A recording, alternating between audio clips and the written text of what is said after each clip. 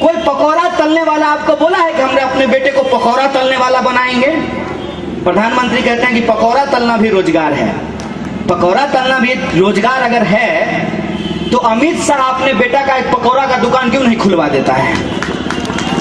उसको तो बीसीसीआई का सेक्रेटरी बना रहा है और हमको कह रहा है कि तुम्हारा बाप भी पकौड़ा तलता था, तुम भी पकौड़ा ही तलो। तुम्हारा बाप भी गटर में उतरता था, तुम भी गटर ही उतरो। तुम्हारा बाप भी खेती करता था, तुम भी खेती ही करो। हमारे पास करने के लिए कोई काम नहीं बचा है और हमारी स्थिति ऐसी कर दी गई है कि देश चलाते हैं हम और हमारे साथ ही कीड़े मकोड़ों जैसा व्यवहार होता है। बताइए, अगर मजदूर मजदूरी नहीं करेगा तो ये शहर चलेगा? ये शहर की चकाचौंध चलेगी? जब आप अपने काम में व्यस्त रहे होते हैं तब कोई आदमी घूम घूम करके साइकिल पे कभी देखिएगा कि वो स्ट्रीट लाइट जलाता चलता है। कभी मिला है? नहीं मिला है वो आदमी जो साइकिल पे स्ट्रीट लाइट जलाता चलता है? कभी वो आदमी मिला है कि जिस सड़क पे आप थूक देते हैं उसको झाड़ू से साफ कर रहा होता है?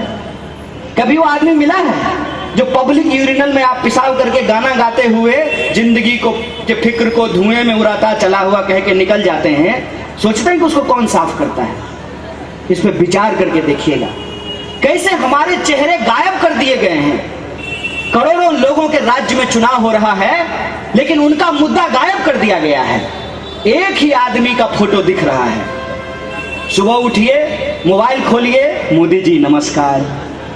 घर से निकलिए, पेट्रोल पंप पे जाइए, मोदी जी मुस्कुराते रहिए। ऑफिस जाने के लिए ट्रेन पे बैठिए, मोदी जी बोलेंगे हेलो। ट्रेन से उतरिए, स्टेशन से बाहर निकलिए, कहेंगे आपका स्वागत है दादर स्टेशन के बाहर। ऑफिस में पहुंचिए, नजर उठाइए तो आपका बॉस जो है भगवान की तरह उसका फोटो अपने सर के ऊपर लगाए हुए है। दिन रात एक आदमी का चेहरा आपको क्यों दिखाया जाता है? दिन रात एक आदमी का चेहरा आपको इसलिए दिखाया जाता है कि आपके सपने को उसके नाम पे खरीद लिया जाए। और आपका सपना क्या है? आपका सपना तो यही है ना कि मेहनत मजदूरी करने वाले का बच्चा भी एक दिन देश का प्रधानमंत्री बन सकता है। तो जब मेहनत मजदूरी करने वाला का बच्चा एक दिन देश का प्रधानमंत्री बन सकता है तो हम भी एक दिन अंबानी बन सकते हैं। यही आप सोचते हैं ना? बने क्या? मेरा तो दादाजी भी सोचता था कि अंबानी बन जाए, फिर बाबूजी को भी लगता था कि अंबानी बन जाएंगे, हमको भी बहुत दिन तक लगते रहा कि अंबानी बन जाएंगे, बन तो नहीं पाए। आप गलत एम्बिशन जब लेकर के चलेंगे तो वो आप कभी नहीं पूरा कर सकते हैं। एक इंसान का एक ही एम्बिशन होना चाहिए कि ये मिट्टी हमारी है, ये देश हमारा है, ये देश जितना अमीरों का है ये देश उतना ही गरीबों और मजदूरों का भी है। क्या अधिकार हमको होना चाहिए? यह जो हमारा आत्मसम्मान का अधिकार है उस आत्मसम्मान की रक्षा हम कर सकते हैं। और उस आत्मसम्मान की रक्षा करने के लिए आपको अपने दिमाग को खोलने की जरूरत है और उसी दिमाग को बंद कर देने के लिए ये साजिश रची गई है कि आपके टैक्स के पैसे से करोड़ों रुपया खर्च करके आपको ये बताया जाता है कि मोदी जी गरीब थे, मोदी जी गरीब थे, मोदी जी चाय बेचते थे, मोदी जी की मां मजदूरी करती थी, आप मजदूरी करते हैं, आप गरीब हैं। ये सवाल गायब कर दिया गया है। इसको कभी सोचे हैं? आपका पैसा लेकर के हजारों करोड़ खर्च करके आपको बताया जा रहा है कि मोदी जी बड़े गरीब आदमी थे, मोदी जी ईमानदार हैं, मोदी जी बहुत बहादुर हैं। ये क्यों बताया जा रहा है?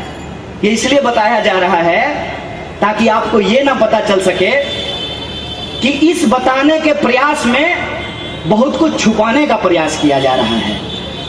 जैसे आप एक चीज नोटिस किए हैं, किसी कपड़ा के दुकान पे जाएंगे तो शीशा में जो बंद कपड़ा होता है वो बहुत सुंदर लगता है, और सामने से जब वो कपड़ा लेने लगिएगा तो आपको उतना सुंदर नहीं लगेगा।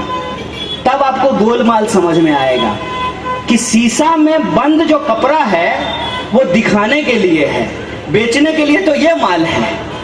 मोदी जी का चेहरा दिखाने के लिए है, बेचने के लिए वही बेईमान, वही ठेकेदार, वही माफिया, वही चोर, वही भ्रष्टाचारी आपके सामने प्रस्तुत कर दिया जाता है। और वोट किसके नाम पे मांगा जाता है? वोट प्रधानमंत्री के नाम पे मांगा जाता है। उस पे जाकर के आप विचार कीजिएगा कि मोदी जी गरीब थे, हम गरीब हैं, हमारा सवाल क्यों नहीं है उसमें? हमारे जो बाल बच्चों का भविष्य है वो उसमें क्यों नहीं शामिल किया गया है? इस बात पे विचार कीजिएगा। आपको वोट जिसको देना है उसको दीजिएगा।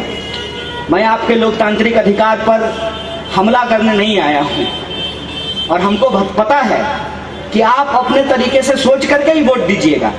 भाषण आप हो सकता है बहुत लोगों का सुन लेते होंगे, वोट आप अपने मन से ही दीजिएगा। सबके वोट देने के अपने अपने कारण होते हैं। जैसे मंदिर एक ही होता है, लेकिन मंदिर जाने का कारण लोगों का अलग अलग होता है।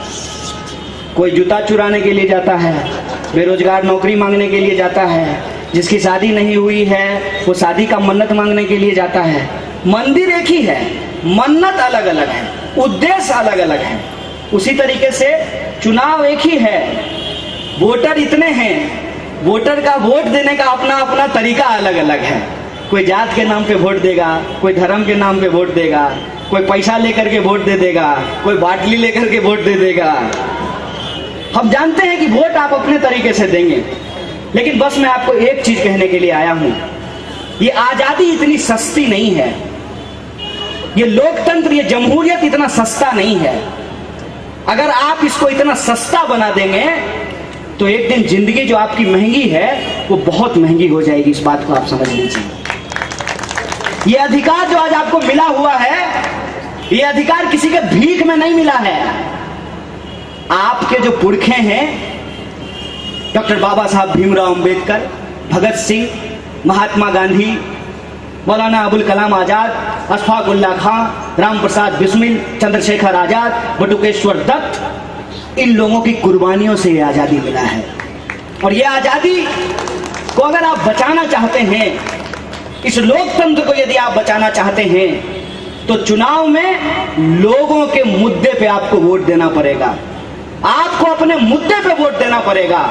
और आपका मुद्दा ये नहीं है कि हम कहें कि 2 करोड़ नौकरी कहाँ है तो अमित शाह कहें 370, हम कहें 15 लाख कहाँ है तो अमित शाह कहें 370, हम कहें सड़क क्यों नहीं है तो 370, बिजली क्यों नहीं आई 370, पानी क्यों नहीं आया 370, गटर क्यों बह रहा 370, सब्जी महंगी हो रही 370, तेल महंगा हो रहा 370, बैंक बिक गया 370।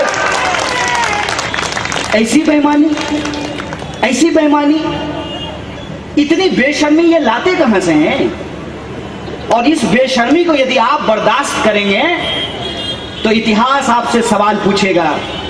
इतिहास आपसे पूछेगा कि जब जमहूरियत का गला घोंटा जा रहा था, जब संविधान की धज्जियां उड़ाई जा रही थी, जो आजादी आपको 1947 में मिली, उस आजादी को जब गिरवी रखने का प्रयास किया जा रहा था, चंद मुट्ठी भर दौलतमंदों के घर में जब संविधान के अधिकारों को नौकर बनाने का प्रयास किया जा रहा था, तब आपने आवाज क्यों नहीं उठाई? मैं आपसे अपील करने आया हूं कि आप आवाज उठाइए। अभी पीएमसी बैंक लुट गया है, खाता धारक आवाज उठा रहे हैं। मैंने देखा कि एक खाता धारक, मोदी जी तो मिले नहीं, उनके फोटो के चरण पकड़े हुए थे। फोटो में ही रहते हैं, वो फोटो में ही दिखते हैं। वो परिस्थिति आने से पहले आपको ये विचार करना पड़ेगा। और एक कहानी आपने सुनी होगी कि एक बार जंगल में आग लग गई। बड़े बड़े जानवर या तो तमाशा देख रहे थे या भाग रहे थे। एक छोटी सी कोयल अपने चोंच में पानी भर के उस जंगल की आग को बुझाने का प्रयास कर रहा था। बड़े जानवरों ने हंसकर कहा कि तुम्हारी छोटी चोंच से ये आग नहीं बुझने वाली है। उसने कहा, ये आग तो बुझेगी, आग कैसी भी हो उसको बुझना पड़ता है, नशा कैसा भी हो उसको उतरना पड़ता है। आग तो ये बुझेगी, लेकिन तुम्हारा नाम आग लगाने वालों में और हमारा नाम आग बुझाने वालों में लिखा जाएगा। वही कोयल की छोटी चोंच, वही छोटा सा प्रयास विजय दलवी का प्रयास है। इसीलिए मैं आपसे आग्रह करने आया हूं कि महाराष्ट्र के चुनाव में हम एक ईंट रखने आए हैं, उस ईंट पे ईंट जोड़ करके हमको इस इमारत को बुलंद करनी है। और ये इमारत ऐसी इमारत होगी जहां लोगों के हक और अधिकार होंगे, जहां धर्म के नाम पे किसी की हत्या नहीं होगी, जात के नाम पे किसी का शोषण नहीं होगा, लिंग के नाम पे किसी के साथ भेदभाव नहीं किया जाएगा। सबको शिक्षा, सबको काम, मजदूर को मजदूरी, किसानों को उनके फसल का दाम, हिंदू हो या मुसलमान सबको मिले बराबर का आत्मसम्मान। ये लड़ाई है, इस लड़ाई में हमारा साथ दीजिए। इन्हीं शब्दों के साथ आप तमाम लोगों को शुक्रिया अदा करते अपनी बात को खत्म करूंगा। शुक्रिया। इनकलाब जिंदाबाद, हमारी एकता जिंदाबाद।